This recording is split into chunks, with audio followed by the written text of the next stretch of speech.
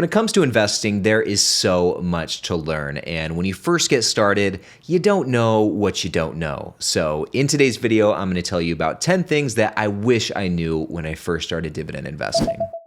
Start investing as early as you can, guys. This was something that my parents really tried to drill into me and my siblings when we were growing up. When I was like 11 or 12 or 13 years old, somewhere in that range, my parents created a custodian account for myself and all of my siblings. And from that point on, guys, every Christmas, every birthday, every Arbor Day, pretty much every time there was a gift that needed to be given, I wasn't getting, an Xbox game. I wasn't getting Grand Theft Auto or anything cool like that. I was getting money from that point on for my Charles Schwab account. And as I'm sure you can imagine, being that age and getting that for your birthday or whatever it is not the most exciting thing. I really couldn't care less about this investing stuff. I had no idea what it was all about. I had no idea who this Charles Schwab guy was or why he was getting my Christmas money. And it kind of became a running joke in the family, guys. We'd always give my parents a hard time for this, but they would always say, one day you're going to thank us. One day you're going to be so glad that you have this. And I've got to say they were right. It took me a long time to finally come around to understanding why investing was so important. It didn't hit me until I was about 26 years old.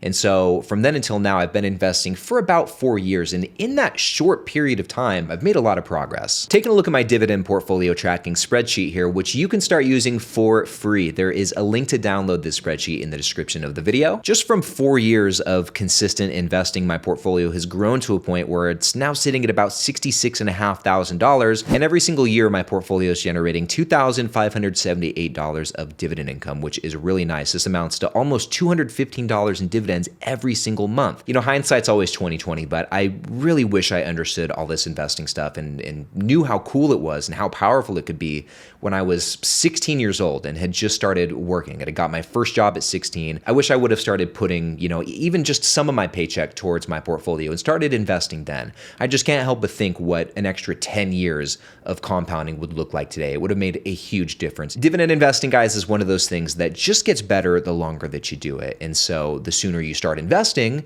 the more years of compounding you have ahead of you. And so the larger your portfolio can grow. One thing you'll hear every investor say, guaranteed, is I wish I would have started sooner. And that's why.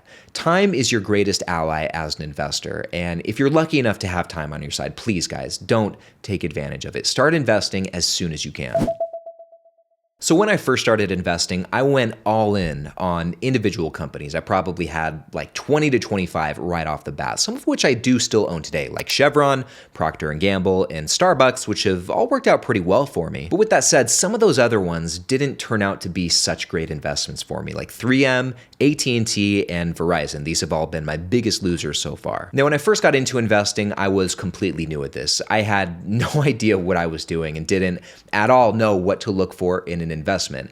And in hindsight, I had no business investing in a lot of those individual businesses. But if I had to do it all over again, one thing that I would go back and tell my younger self as a brand new investor is to just start with the basics. Just start by investing in ETFs and keep it simple until you find your groove. And then if you want to, you can expand from there. For me, I think something like an SCHD/VU combo would be the perfect setup for a brand new dividend portfolio. And this is actually the exact setup I have in my Roth IRA. I dollar cost average into both of these funds every single week, and I think something like this would be a great way to go for anyone who's just starting out. And it doesn't have to be SCHD and VU either. There are a ton of great ETFs out there that you can invest in, like DGRO, VYM, VIG, and VTI, just to name a few. In general, I think going the ETF route makes a lot more sense for a beginner investor, someone who's just starting out. And I think it's going to give you the best of both worlds in terms of, having skin in the game while also at the same time creating diversification. And at least in my experience, the simple approach of dollar cost averaging into ETFs can save you from making a lot of mistakes early on in your investing journey. The idea of investing in what you know is a fundamental principle that can make or break your success in investing in the stock market. And unfortunately, this is a lesson that many of us have to learn the hard way. You see, when you invest in something that's outside of your wheelhouse, you're essentially playing a game of chance.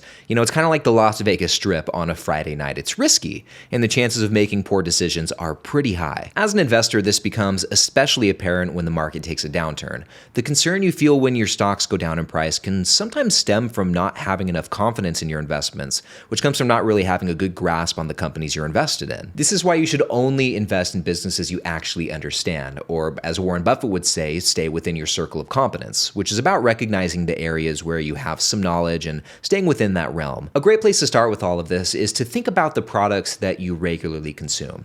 Which businesses do you regularly spend money at?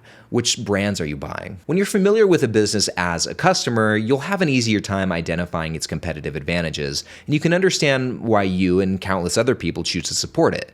As a customer, it's easier for you to see what sets these businesses apart and keeps customers coming back for more. Like I said, though, there will probably be times where you'll have to learn some of this stuff the hard way. Like there will be times where you'll have to step outside the boundary of your circle of competence to know where that boundary is.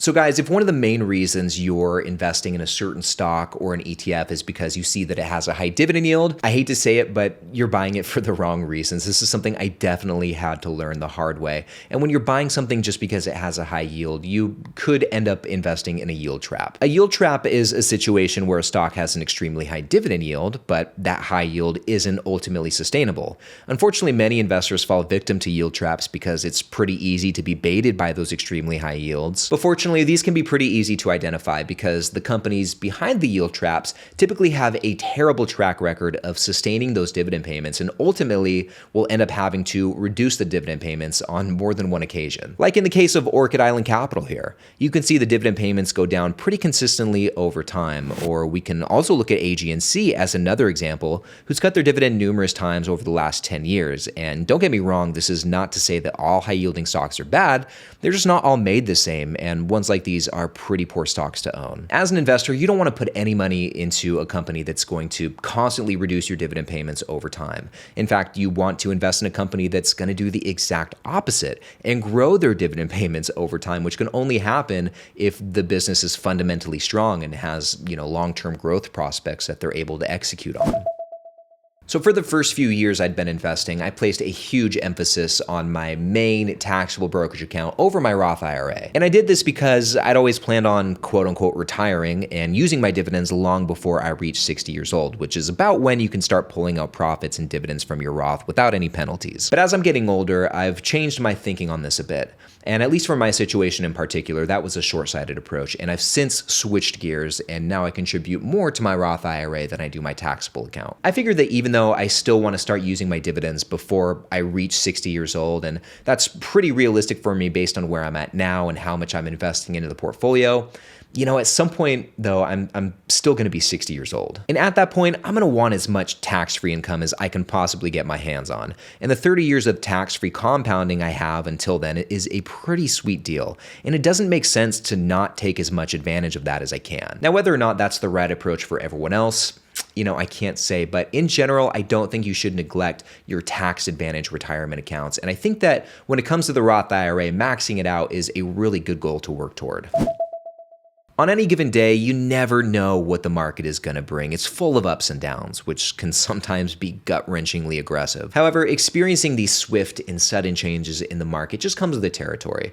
And just like anything else, the more you're exposed to it, the less scary it becomes. You'll develop thick skin over time, and you'll come to learn that volatility can actually be your friend. You see, the main goal of investing is to acquire and collect assets, especially if you're looking to build a steady stream of passive income.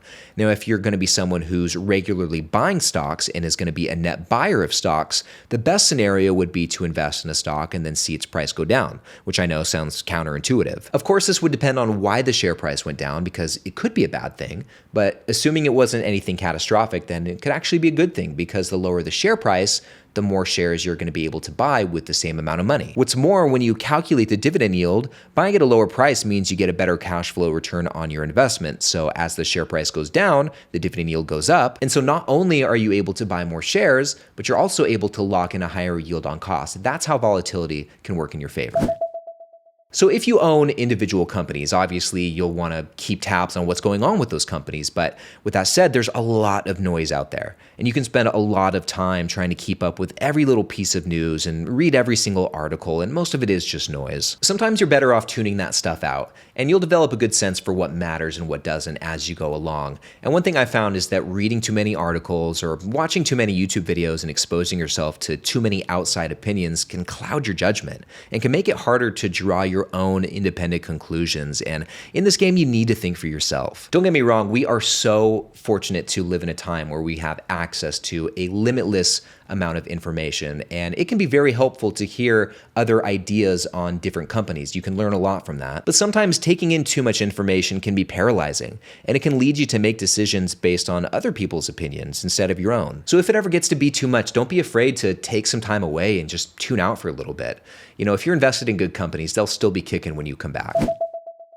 If dividend investing is something you'll be doing for the next 20, 30, 40 years, which it should be, then in that period of time, you're bound to make mistakes. It's just inevitable. And when you do make a mistake that ends up costing you some money, just think of it as your tuition. You're paying your dues, and in exchange for paying that tuition, you've learned a valuable lesson that you can reflect on and that can help you improve as an investor. Some resources out there, like YouTube videos, are obviously free, and you can definitely learn from those. But in my opinion, spending money on books and just reading in general actually is a huge hack for becoming a better investor. And some of my favorite investing books are, like, for example, this one here. This is Warren Buffett in the Interpretation of Financial Statements. I can't recommend this book enough. Essentially, this book goes line item by item in all of the three major financial statements: the income statement, the balance sheet, and the statement of cash flows. And it'll explain what each thing is, how to look at it, and how it all relates to each other. I think it's just an imperative book for every investor to own. You need to learn how to read financial statements, and that book makes it very easy. Now, the second book here is Richer, Wiser, Happier by William Green. Once again, I can't recommend this book enough. In the book, the author shares some of his takeaways from interviewing the world's top investors, guys like Charlie Munger, Monish Pabrai, Guy Spear, and a lot of other great investors, guys. I can't recommend this book enough. This one got me really excited about investing, and I think you guys will really enjoy it. Now, this third book is one that I actually just recently finished reading. This is Same as Ever by Morgan Housel. It's his new book, and this book talks about some of the things that just never change about human nature and human behavior, and it helps you apply those things to investing, because sometimes it's not about investing in the next big thing that's really going to take off. In a lot of ways, investing is about finding businesses that are resilient to change and thinking about things that are not going to change within the next 10, 20, 30 years. And those are the places that you want to park your money. So I think this book really helps kind of shift your thinking towards that. And at least for me, it's been really helpful.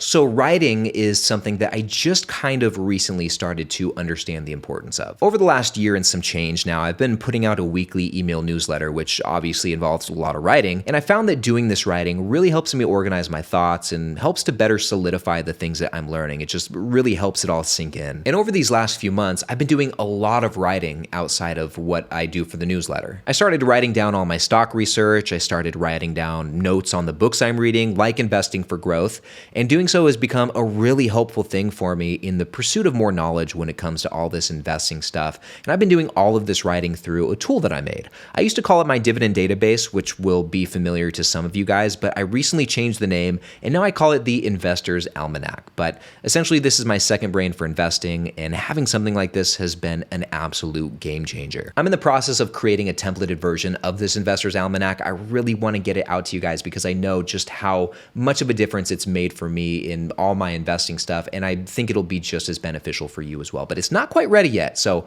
stay tuned for more details.